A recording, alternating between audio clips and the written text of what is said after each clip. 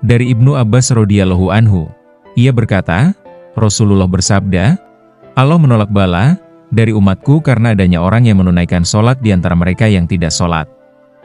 Seandainya seluruh umat ini sepakat meninggalkan sholat, Allah tidak akan memandang mereka walau sekejap mata. Allah menolak bala dari umatku karena adanya orang yang berzakat di antara mereka yang tidak berzakat. Seandainya semua sepakat meninggalkan zakat, Allah tidak akan memandang mereka walau sekejap mata. Allah menolak bala dari umatku karena adanya orang yang berpuasa di antara mereka yang tidak berpuasa.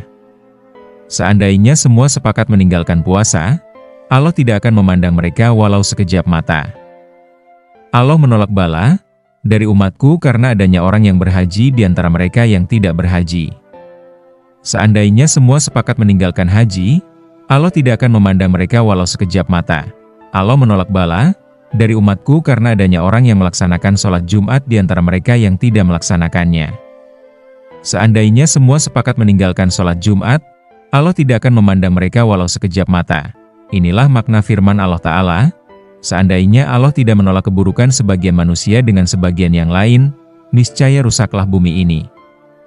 Tetapi Allah memiliki karunia yang besar bagi seluruh alam. Quran Surat Al-Baqarah ayat 251, Allah telah memaafkan dan mengampuni sebagian umat ini yang lalai. Karena adanya mereka yang taat di tengah mereka. Sebelum kita melanjutkan kisah ini, izinkan kami mengajak sahabat sekalian untuk mendukung channel ini. Cukup dengan menekan tombol subscribe, menyukai video ini, dan membagikannya kepada orang-orang terdekat. Dukungan sederhana dari sahabat akan menjadi bahan bakar kami untuk terus menghadirkan kisah-kisah yang menghidupkan hati dan menuntun langkah kita menuju Allah. Semoga menjadi amal jariah untuk Anda semua. Kisah ini berjudul Panah Allah yang Menembus Hati, Kisah Taubat Fudail bin Iyad. Tahukah kamu bahwa keberadaan satu orang saleh di tengah suatu kaum bisa menjadi sebab tertahannya azab Allah? Nabi kita bersabda, Allah menolak bala dari umat ini, karena adanya yang salat di antara mereka yang tidak salat. Karena adanya yang berzakat di antara mereka yang enggan. Karena adanya yang berpuasa di antara mereka yang lalai. Dan karena adanya yang berhaji di antara mereka yang tak pernah ke rumahnya. Dan seandainya mereka semua sepakat meninggalkan ibadah-ibadah itu, niscaya Allah tidak akan memandang mereka walau sekejap mata. Zaman itu, ada seorang perampok bernama Fudail bin Iyad. Jalan-jalan sepi menjadi wilayah kekuasaannya. Malam itu, kepalanya bersandar di pangkuan pelayannya. Sementara kegelapan malam menjadi selimut dosa-dosanya. Itu Fudail. Dia di sini bersama orang-orangnya. Apa yang kita lakukan? Kita coba memanah sekali. Jika kena, kita lewat. Jika tidak, kita kembali. Seorang dari mereka menarik busur, lalu, bukan suara anak panah yang terdengar, melainkan suara lantang membaca ayat, belumkah datang waktunya bagi orang-orang beriman untuk tunduk hati mereka mengingat Allah? Terjatuh, napas tersengal, Tuan. Apakah Tuan terkena panah?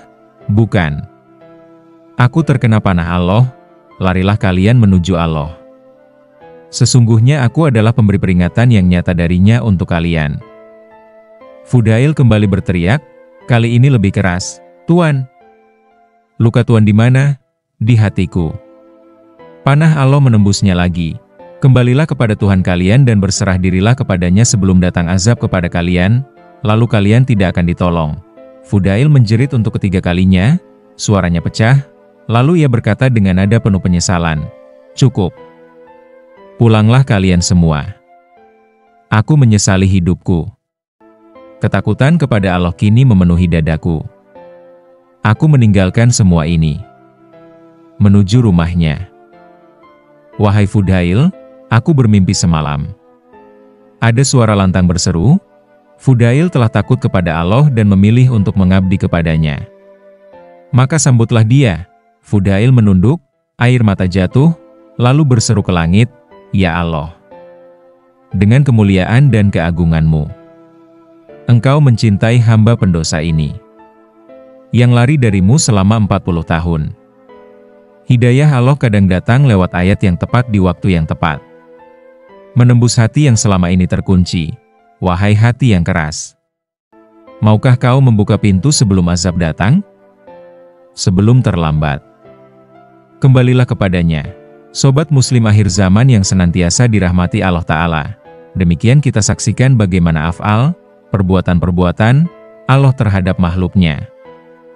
Meskipun semua hambanya durhaka kepadanya, pasti tidak berpengaruh sama sekali terhadap Allah Ta'ala dan Allah tidak butuh ibadah makhluknya. Maka, mari kita renungi, hayati kehidupan kita ini, semuanya adalah pemberian Allah Ta'ala yang telah menciptakan kita. Kembalilah kepada jalan yang Allah ridhoi, agar senantiasa kita mendapatkan hidayah, bimbingan meniti dan berjalan menuju keharibaannya. Wallahu a'lam bishawab.